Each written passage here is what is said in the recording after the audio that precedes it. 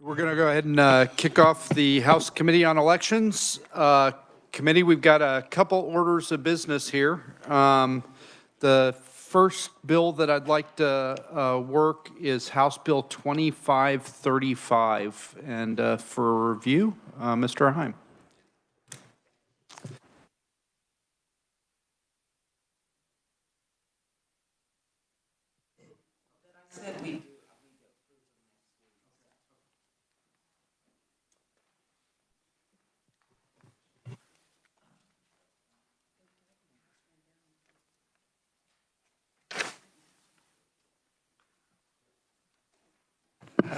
Mr. Chairman, members of the committee, this is the cryptocurrency bill, and there was a request for an amendment, and it's on the last, or on page 3, and it was suggested by Mark Skoglund with the Ethics Commission.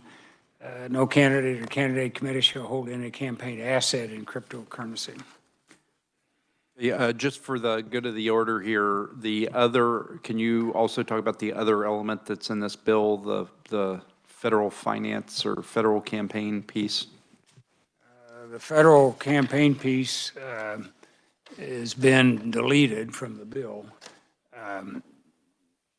which prohibited any political funds which have been collected and were subject to the reporting requirements should not be used in the campaign for a candidate for federal office. My understanding is that language is not needed, but and the rest of the bill, which you've had an explanation before, is no person shall make or accept any cryptocurrency contribution, and you can't make a contribution and you can't accept it. Representative Underhill. For discussion, I'd make a motion that we pass 2535 favorably. Okay, do I have a second? Second by the ranking minority member. All right, so as often happens, I have an amendment which is in front of you. So, and if you read Mr. Skoglund's testimony, he suggested this additional language so that not only could a candidate not receive cryptocurrency, they couldn't hold an account, with all that, with assets in cryptocurrency. So are there any questions on the amendment? Well, I guess first of all, I'll make a motion on the amendment. Do I have a second? Second by Representative Dodson. He beat you, I'm sorry. Representative Neighbor. I just wanted a point of clarification on this. That means that parties that were maybe selling things that were political for a higher office, is that what this entails? So, for instance, I was not an officer in the Leavenworth County Republican Party when this happened, but the Republican Party, the county party bought Trump signs to sell, and that ran afoul of this piece, this statute, and they ended up having to pay that money back into the campaign fund of the county party. I just wanted to make sure that it didn't say that somebody that served as in the House or the Senate here now could take those funds and put them in a higher fund office. We had passed a law several years ago that you couldn't, and I just wanted to clarify that. So thank you. Representative Collins. Thank you, Mr. Chair. And the amendment says no candidate or candidate committee shall hold any campaign assets in cryptocurrency. Now, when it says candidate, to me that it doesn't specify, like, could a candidate have personal funds in cryptocurrency and not campaign funds? I think the fact it's shall hold any campaign asset, so it would have to be your campaign fund. So, for example, you couldn't have a cryptocurrency account as opposed to a bank account, with dollars in it. I think for your campaign fund. I don't think this in any way prohibits an individual from having or investing in cryptocurrency. I know that's the intent, but I just wasn't sure if that was that needed to be specified more. I would defer to the reviser if he has an opinion on it, but I think any campaign asset probably covers it. But go ahead, Mr. Heim. I think it's clear. Yeah, and the Representative Essex pointed out that we have a typo in we're missing a P in cryptocurrency. So with the leave of the committee, I would ask that the reviser be able to correct the spelling error when he publishes this, should the amendment pass. Is there any other discussion on the amendment? Representative Hoagland. Just that I'm kind of with Ken. I don't see that it says a candidate. I mean, I think it's limiting the candidate's ability to own crypto. Well, I don't own any. yeah, as I read it, it says no candidate or candidate committee shall hold any campaign asset in cryptocurrency. I think as long as your cryptocurrency account is not used for campaign activities or a campaign account from which you receive or spend campaign money, I think that last clause there, any campaign asset, would cover that. Okay. But, okay. Is there any other discussion on the amendment? Okay, seeing none, I'll close on my amendment. All those in favor of the amendment, please signify by saying aye. All opposed, no. Okay, the ayes appear to have it. The amendment passes. We're back on the bill. Is there any discussion on House Bill 2535? Representative Neighbor. Thank you, Mr. Chairman. I would move that we pass House Bill 2535 as amended out favorably for passage. Okay, I have a motion from Representative Neighbor and a second from Representative Essex. All those in favor of the motion signify by saying aye. All opposed, no. Okay, the motion carries. House Bill 2535 is passed favorably. All right, committee, the other bill that I'd like to take up today, we are making record time, is House Bill 2519. For the purposes of letting us know what that is, I defer to Reviser Heim. Mr. Chairman, members of the committee, this bill amends the crime of corrupt political advertising to include constitutional amendment propositions, bond issues, and other questions submitted propositions. There was some concern about the way it was drafted, and I've got some amendments here that I think will address concerns. Okay, are there any questions for the reviser on the bill and what the bill does?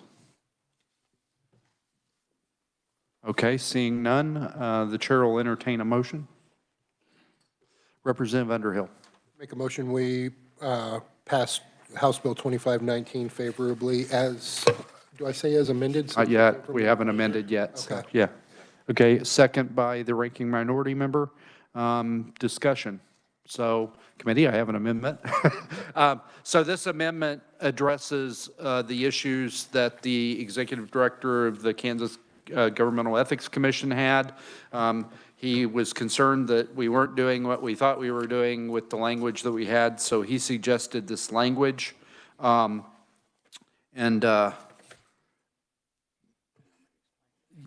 please, go ahead. There was a, you've got, which you've heard before, two different versions of basically the same crime of corrupt political advertising. And in the one statute, 252407, it covers constitutional questions at this point in time. And that was, if you're going to move the constitutional question advocacy into the Campaign Finance Act, then we need to get rid of it in that other statute because it creates confusion.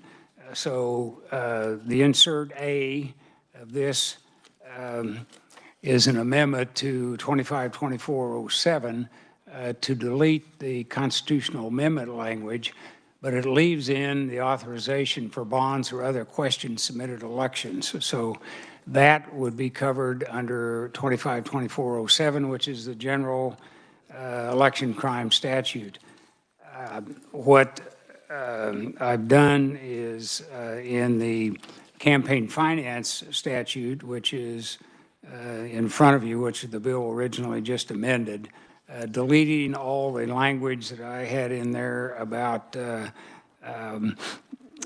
Constitution and issuance of bonds and other questions submitted at elections, deleted that and added subsection or attachment B, which was the language suggested by Mark Skoglund, and it simply covers constitutional questions, and it does not deal with this campaign finance crime would not deal with bond issues and questions submitted at elections because that is beyond really the scope of campaign finance. What this bill does, if it's adopted, would be basically moving another item into the campaign finance purview, which would be constitutional amendments, so there would be reporting and so on. All right, is there any question on, well, I guess first I should, make a motion to amend. Do I have a second? Second by Representative Underhill.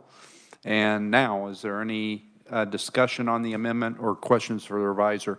We also have Mark Skoglund on WebEx, if you need to ask him a question. Mr. Ranking Minority Member. Thank you, Mr. Chair. That was going to be my question, is if Director Skoglund is online, if he's seen the language, and if this does, in fact, satisfy his concerns. Mr. Skoglund, are you there? Would you like to chime in? I am. If I can you all hear me? Yep, we can hear you. Great, thank you. I dream of a day when all my kids are healthy at one time. Today is not that day. So, yes, I think it's a great amendment. I will just note, just a tiny typo. It's the same kind of deal as on the last amendment. On attachment B, it says this subparagraph G, and it's in subparagraph H, and then again on subparagraph I, it says this subparagraph H. It's a little thing, but I think my guess is the revisers probably actually want to delete the parenthetical G and H from that language, or it can refer to the correct subsection. But I think that was actually my typo probably, but I appreciate it. It looks great. Yeah, I have no issue at all. Thank you. Thank you, Mr. Chair. Okay, thank you. Any other discussion on the amendment? Mr. Vice Chairman. Yeah, this is just maybe a sign of my ignorance, but this is such a big amendment and, changes. So why would this not be like substitute for House Bill 2519? What differentiates calling it a substitute versus just a huge amendment? It would be a candidate for a substitute bill, without a doubt. I mean, I left it this way because it's 6 of one or half a dozen of another. What frequently happens is we do the amendment, and then when it goes through the process to become a conference committee or a committee report, when they're publishing that, they make the call and say, no, this is a substitute. So generally, which I didn't do in the last time, but generally you get the committee's permission to inform them, which I apologize for the other bill that I did not, but it needed it to be a substitute because of the confusion of amending two different sections, 2 different times based on the effective date. okay, is there any other discussion on the amendment? Representative Dodson. Yeah, Mr. Skoglund, where did we lift attachment A and B? The revisor may have said it and I just missed it. Where did we lift that from? Was that the other bill?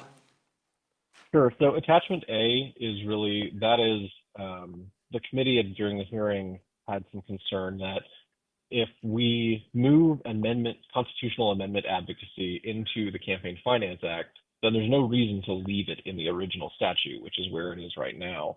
And so to eliminate confusion, it just eliminates the words "to amend the Constitution" from the statute that currently affects it, just so that it's not double covered. So that's where that came from.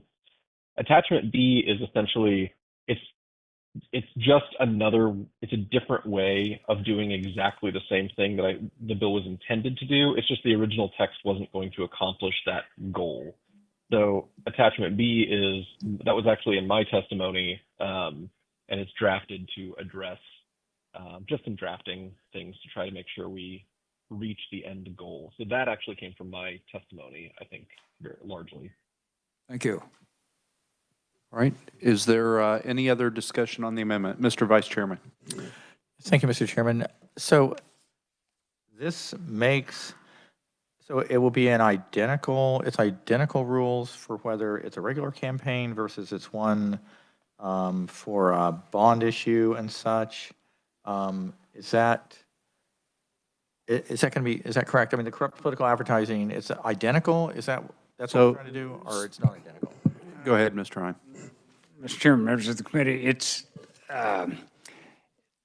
not making it identical. It's to avoid that problem where you have constitutional amendments covered under one statute that is a general election crime statute, and the same thing in the campaign finance. So the general law, which is attachment A in this, is what I amended to delete the constitutional language from there, but leave in bond issues and question submitted elections. So those would be covered if you've got a problem with some type of false advertising for a bond issue or a question submitted election. You would still proceed under 3404, whatever the correct number is. And but it simply deletes language that I apparently was overzealous in originally drafting this thing, because I covered not only constitutional amendments, but questions submitted elections and bond issues, which is beyond what the Campaign Finance Act really is intended to deal with. And so to pile on, what this does is if you are advocating for or against a constitutional amendment, you have to use the paid for attribution if you meet the requirements in terms of the amount of money that you're spending is over a certain amount. So the idea is basically if an organization is campaigning for or against a constitutional amendment, they have to tell you who they are. Because right now, they don't have to. They could send out a gajillion texts saying vote no or vote yes, and you'd never know who it came from. In the section Amendment A part, and so is that just? Yeah, so that is current statute. And please stop me when I start going off the rails here, Mr. Heim, but in current statute, those things are all covered. That first section, all he's done is lined out constitutional amendments so that it's not covered in two different places in statute. Okay. So if I can say, so at the end of the day, we changed on the corrupt political advertising, we changed how it's done on constitutional amendments, but not how it's done currently on bonds. Is that right? Bond questions? That's correct. All right. All right, any other discussion on the amendment? Mr. Heim. I think maybe a substitute bill would help with when it's explained on the floor, where it would be maybe less confusing, because the bill will be in the sequence. The first section will be the one that's attachment A and so on. So I think maybe it would be a little easier to explain. Okay. Any other discussion on the amendment? Okay, seeing none, I'll close on my motion. All those in favor of amending signify by saying aye. Aye. All opposed, no. Okay, the ayes appear to have it. The bill's amended. All right, we're back on the main bill. Is there any discussion on the bill? Okay, seeing none. Representative Neighbor. Are we now going to be looking at making this a substitute bill so it's easier to explain on the floor, or will that happen at a later time? Just from the discussion. Mr. Heim, do you want to field that? Amending the bill by adopting a substitute bill is the appropriate motion, and that's what I interpreted the motion to be. It's no different than a motion to amend, except you're going to actually have a new bill that's clearly marked substitute bill by this committee. So the motion would be move to pass House substitute for House bill favorably? Is that the motion we're looking for? As amended. You can, House Bill 2519 as amended by substitute for. Okay. Okay. Representative Neighbor, take a stab, please.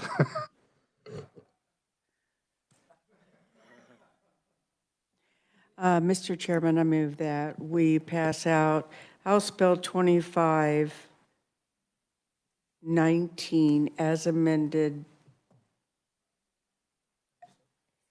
as a substitute bill. Thank you. Good job, Representative Neighbor. Do I have a second for that mouthful? I do, from the ranking minority member. Okay, you've heard the motion. All those in favor signify by saying aye. All those opposed, no? All right, the ayes appear to have it. The House Bill 2519 is passed favorably. House substitute for House Bill 2519 is passed favorably. All right, committee, that's all the work I have before turnaround. Is there anything for the good of the order? Representative Berquist. Mr. Chair, good job. Thanks. Thank you, sir. So, committee, the Senate is making some work for us right now and tomorrow and the next day. So I can't tell you what we're going to be hearing next week, but we will be meeting on Thursday to start hearing whatever it is that they send us. The schedule that will probably get published on Wednesday, unless they pass something on Wednesday, the schedule get published on Wednesday will be pretty generic, but we'll get an update out just as soon as we know what bill we're going to hear, so everybody has plenty of time to look at the bill and ask and prepare questions. Representative Neighbor. Did they happen to have some companion bills on some of what we had that you know of? To the best of my knowledge, the only companion bill that they had was on the doing away with the 3-day grace period, which we never heard in this committee. So that's the only one I know of. Thank you. Oh, I'm sorry, you're right. I've been duly corrected by the KLRD here, the researcher, that they did a mirror bill on the artificial intelligence as well. And so thank you very much. I appreciate that, Ms. Rutter. Mr. Vice Chairman. Yeah, just one question. Of course, we had a number of bills that were supposed to be on the House floor that did not make it.